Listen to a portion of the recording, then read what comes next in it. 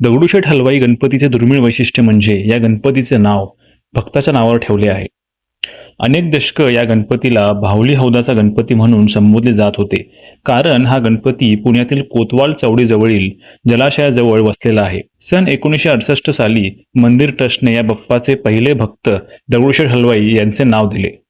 दगडूशेठ हे पुण्यातील एक लोकप्रिय हलवाई आणि कुस्तीपटू होते, ज्यांनी 18व्या शतकाच्या उत्तरार्धात शहरात आलेल्या प्लेगच्या साथीमध्ये आपला एकुलता एक मुलगा गमावला. तेव्हा त्यांचे गुरु माधवनाथ महाराज यांनी दगडूशेठ आणि त्यांची पत्नी लक्ष्मीबाई यांना स्वतःला या दुःखातून बाहेर काढण्यासाठी गणपती मंदिर बांधण्यास सांगितले. लोकमान्य टिळकांनी सार्वजनिक गणेशोत्सव साजरा करण्याचे आवाहन केल्यावर दगडूशेठ हलवाई यांनी पुढाकार घेऊन बाहुलीच्या हौदावर गणेशोत्सव सुरू केला.